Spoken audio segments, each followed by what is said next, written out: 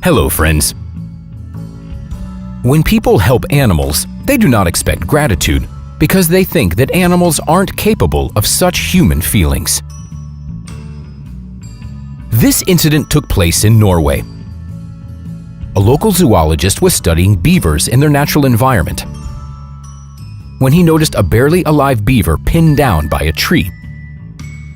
It must have been felling the tree for his dam, but had apparently gnawed the trunk on the wrong side. The man released the beaver and was about to leave, but something held him up. The animal couldn't move on its own and was very weakened. So, the zoologist picked up the poor thing and carried it to his car. The man took the animal to the veterinary clinic, where it was examined and got help. But the beaver still couldn't get its own food and do without help.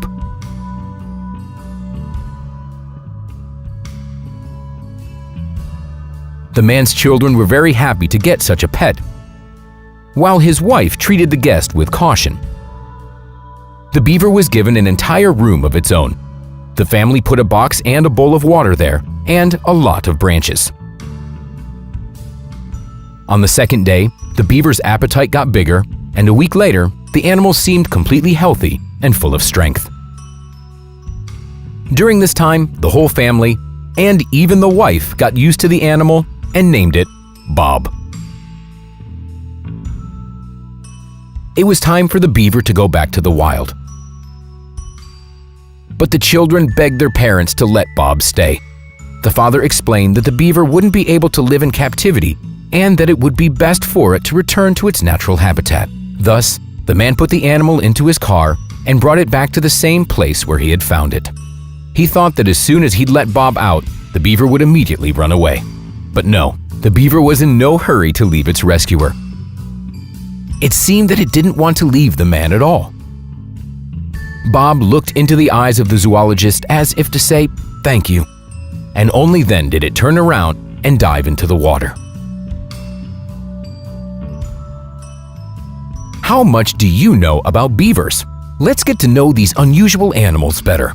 Beavers were once widely hunted for their beautiful fur, and by the beginning of the 20th century, beavers had virtually gone extinct in Europe. However, their population was partially restored artificially. Now, beavers are no longer among the endangered species and are listed as least concern by the IUCN Red List. Beavers are strict vegetarians. They only eat plant foods, mainly wood. Their favorites are aspen, poplar, birch, and willow. To gnaw wood, one needs to have very strong teeth, and iron is what makes them very durable. Moreover, since the front surface of the teeth is covered with iron enamel, it takes longer to wear down than the white dentin on the backside, and thus, the beaver's teeth self-sharpen when it's busy doing its favorite thing. The beaver's tail performs several functions at once.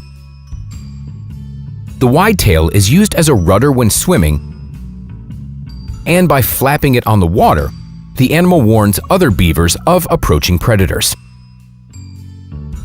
On land, the tail provides support, allowing the beaver to sit upright, and also serves as a counterweight when the beaver drags heavy logs in its teeth. Finally, zoologists suppose that excess fat may be stored in the tail, as in the humps of camels.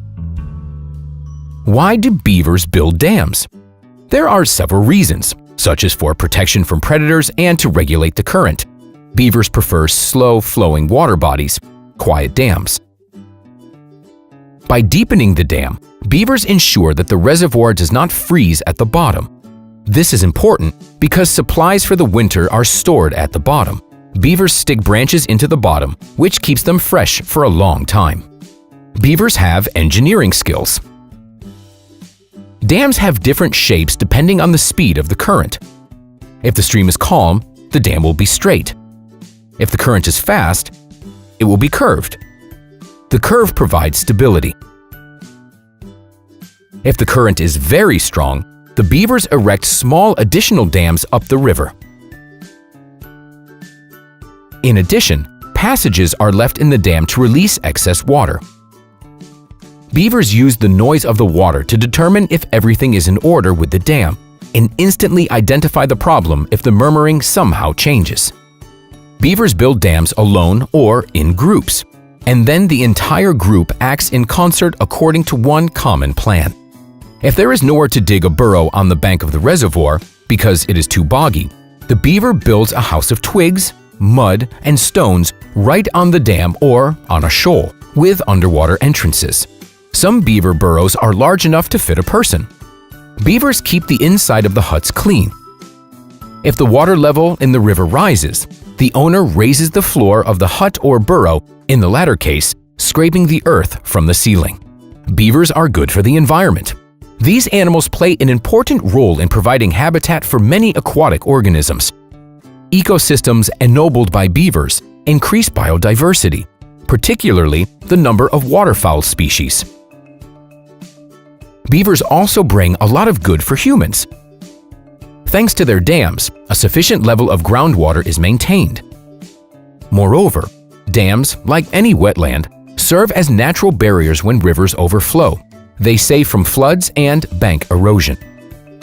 Beavers are monogamous, but not necessarily faithful. A hut or burrow, and if necessary a dam, is built by a young couple or a young male who is looking for a female. If there are no forces requiring them to move, the couple will live their whole life in their hut. Beavers mate in January and February, and 1 to 8 cubs are born in April or May. The cubs live with their parents for an average of 2 years, and then the grown-up youngsters go in search of their other half. An interesting nuance: according to genetic studies, Eurasian beavers remain faithful to each other in a pair, while the Canadian beaver is not so faithful. The father of the family is not always the biological father of the cubs. Perhaps this is due to a different social behavior. North American beavers are less aggressive and live more compactly. The world's largest beaver dam is 850 meters long. It is located in the Buffalo National Park in the Canadian province of Alberta. It is a huge park, larger in area than Switzerland. The dam was first noticed not from the ground, but from space. It was discovered on a satellite image in 2007, when using images to study changes in the permafrost in this part of Canada. Experts believe that the dam had been built by several generations of beavers since the 1970s. Beaver secretions are used in perfumes. A fragrant secretion called castoreum is secreted from special glands near the anus. Beavers use it to mark their territory and look for a mate. The composition and smell of the beaver stream is unique, like fingerprints.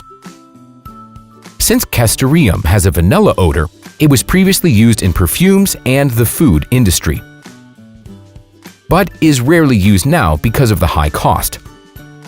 Fortunately, there are synthetic substitutes. However, many people still believe in the healing properties of beaver urine, which supposedly strengthens immunity and improves sexual functions in men. There is no clinical evidence for this, but castoreum is marketed as traditional medicine for which beavers are raised on farms and people get the special secretion without killing the animals. Well, that's all for today, friends. Share your thoughts on this video in the comments. Hit the like button. Thanks for watching, and we'll see you next time.